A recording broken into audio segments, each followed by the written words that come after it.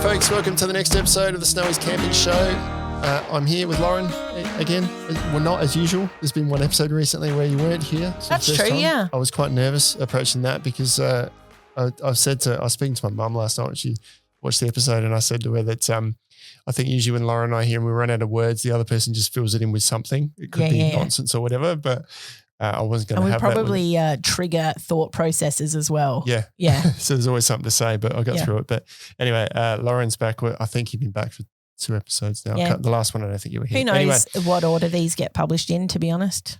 I think we nailed I did say 170 in my episode with Richard on our Snowy's thing, and we actually made sure we published it on episode 170. Nice. Anyway, this is a short episode, so we shouldn't banter for too long, but before we get into it, subscribe to us on YouTube, Buzzsprout, Buzzsprout's who we publish on, your favourite podcast app, and jump in on the conversation at the Snowy's Camping Banter Facebook group. We're going to do a short episode today. We've got a bunch of questions in our magic stubby cooler here. It's quite now, we say these are one. Unresearched, but largely like unresearched. Sometimes we sort of flick know and we what's sort of in know, there, right? We think about some things ahead of time. We've also seen a heap on questions come through on product pages and that sort of thing. So we have had some time to think about it. This is a double header.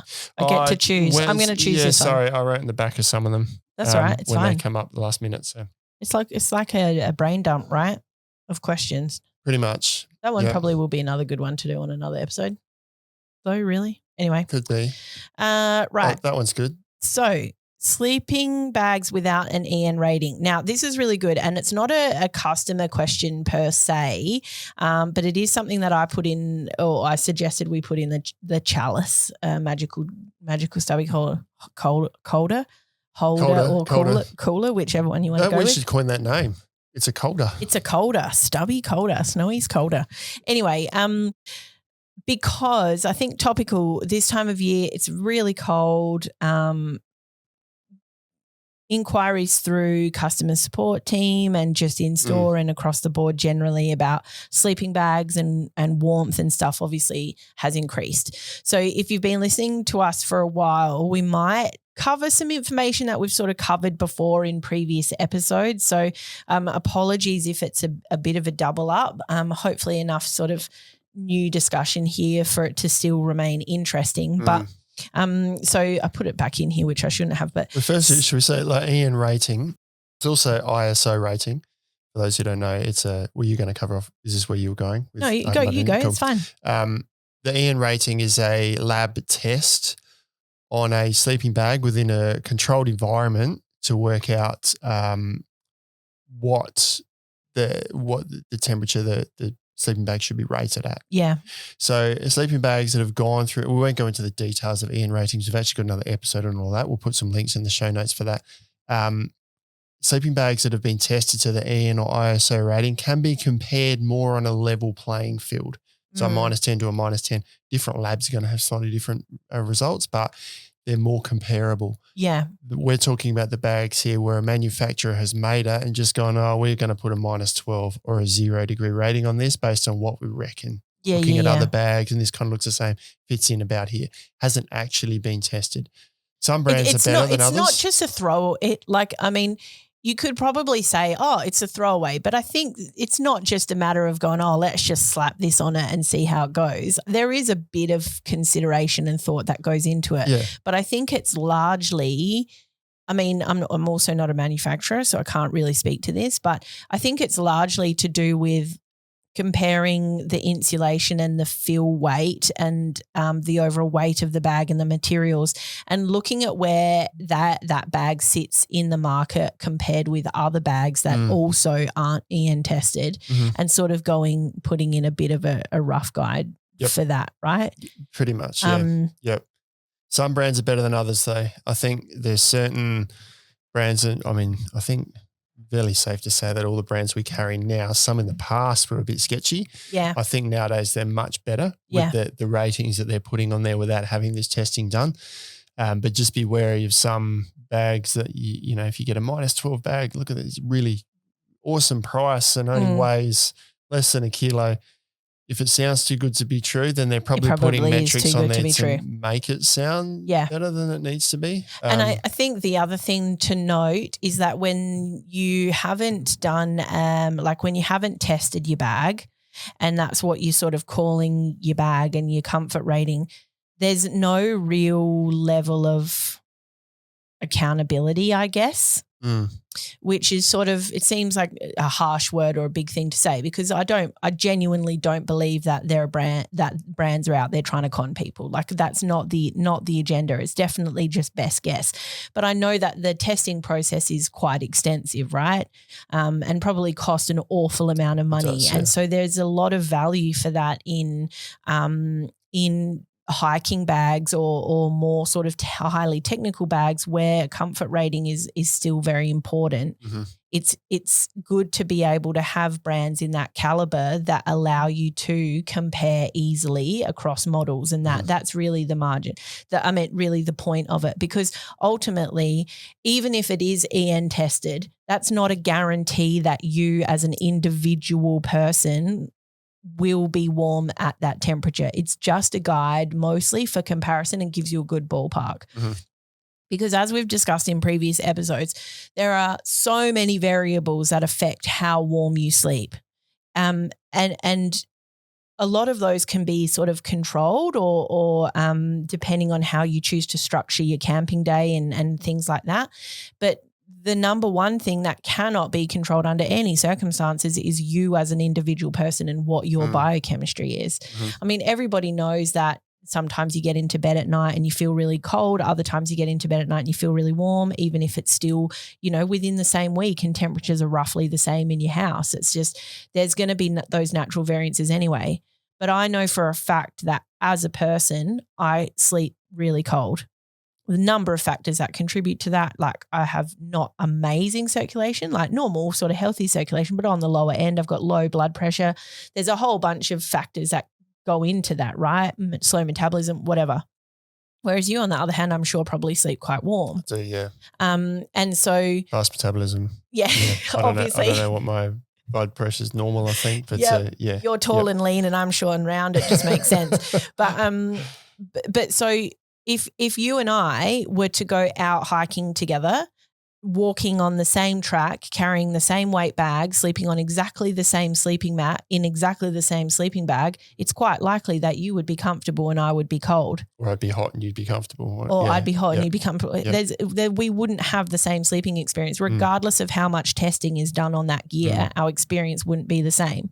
So if you take into consideration that element even on tested gear, and then you take one step away from that to your standard car camping synthetic, whether it's canvas coated or whatever, or canvas shell bags, whatever, then it's even more or probably even a higher variance in what we might or might not experience, because there's no what's the word I'm looking for? There's no baseline across those bags in terms of what they're marked as from a temperature perspective.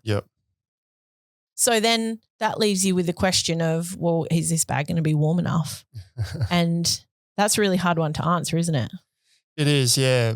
We do on the Snowy's website, we try and put where we can offer value, or if we think that the rating is different than what the manufacturer is saying, we do add a Snowy's rating in there, which is more often than not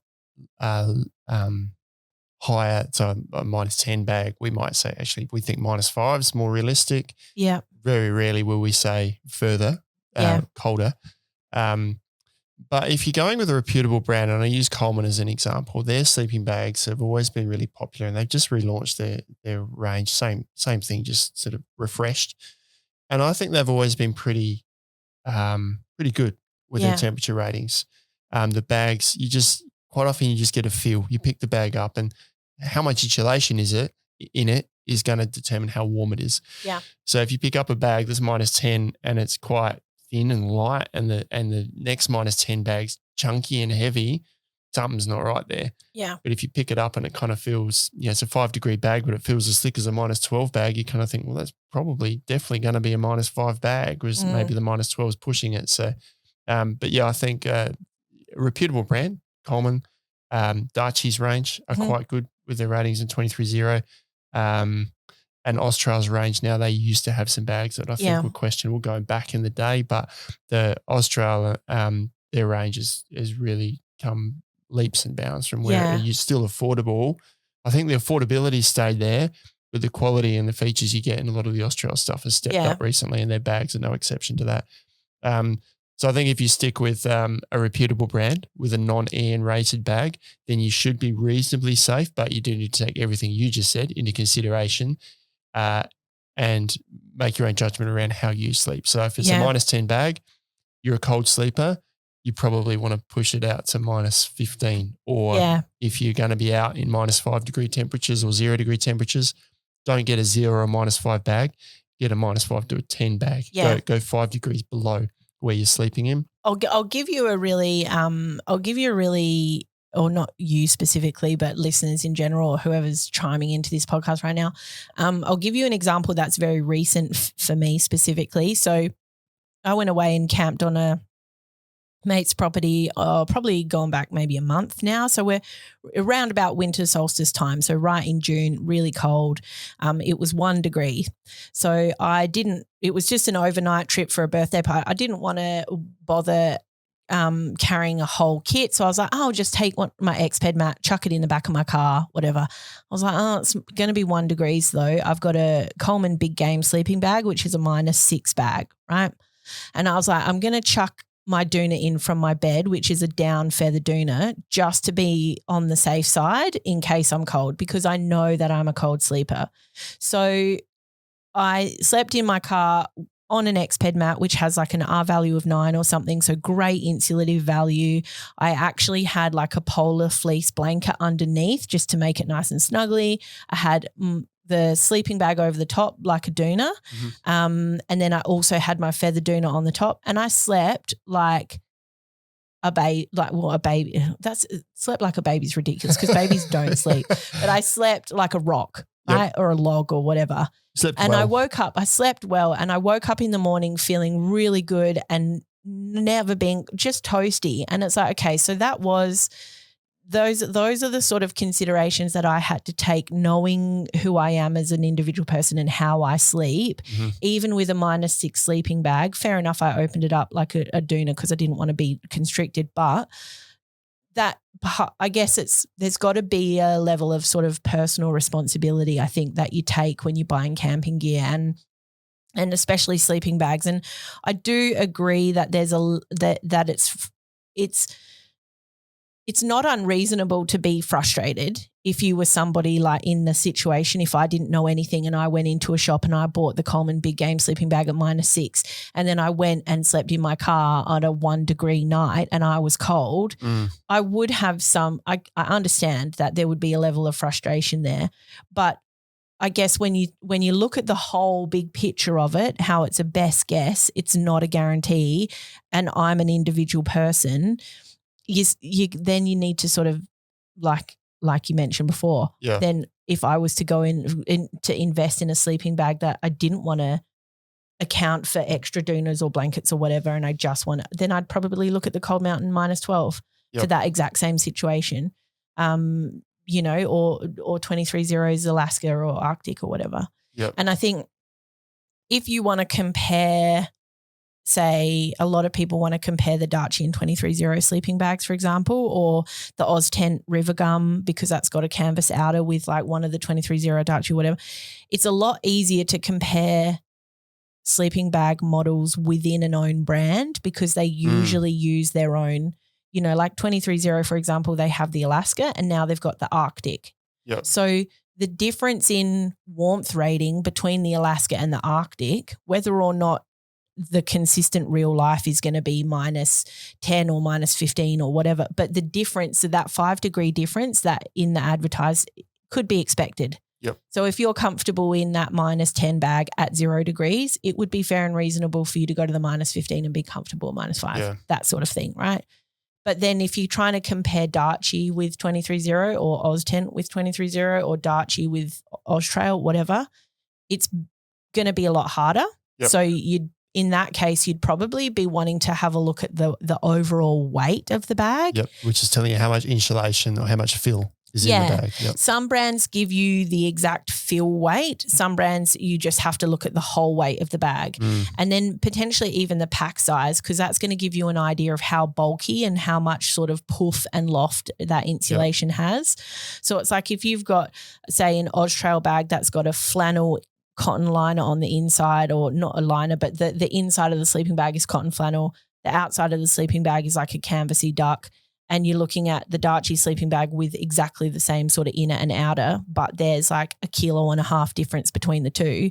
The heavier one is going to be warmer regardless of what the temperature rating in the bag has said. Only caveat to that is that I use the Cold Mountain as an example. They've got a lighter weight exterior.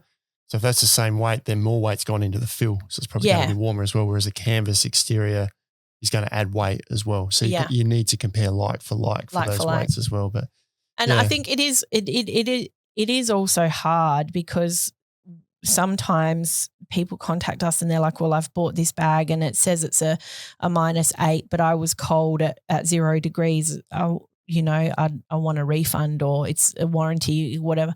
Unfortunately, it's that whether or not you're cold in a sleeping bag isn't actually a warranty claim. It's not something that is a manufacturing fault necessarily of the bag. They're not warm. It's just one of those things, right? It's really hard because there are so many variables. They're not warm straight out of the bag too, because they're rolled up. So you've got to give that loft time to sort of puff up a little bit in the bag. So I guess in summary, an EN rating on a bag is a good guide, and it provides a level playing field. Yeah. Sleeping bags without an EN rating, from a reputable brand, is a slightly less good guide as to the temperature rating, but harder to compare. I think you make a good point, harder to compare across brands. Yeah. Whereas that EN rating, if Coleman had an EN rating and Austro had an EN rating, they've both been tested to the same standards. Outside of that, you probably need to go into the store, and if you're not sure, have a feel. Grab the bag, feel the loft, lift it up, look at the weight, look at the materials, hold them side by side. If they kind of sit and look about the same, so the loft and weigh about the same, they're probably about the same rating, even if the temperatures do say something different. But and potentially also, I know we said this is a short episode and we're getting on a bit now, but potentially also think about being dynamic with your sleep setup. So I was talking to a customer just this week actually. He was like, well, I want to get a new bag because my old bag is about 20 years old. I want to get a new bag, but also I camp all year round but I also sleep cold. So if I get a bag like, the -12 Darchie Cold Mountain, for example, does that mean that it's going to be totally useless to me in, spring or summer or whenever I camp on other times? And what do I do? And it's a genuine question, right? So in that particular case, he said, currently with my normal bag, I have a single feather down doona that packs pretty small, and I double that up if it's cold.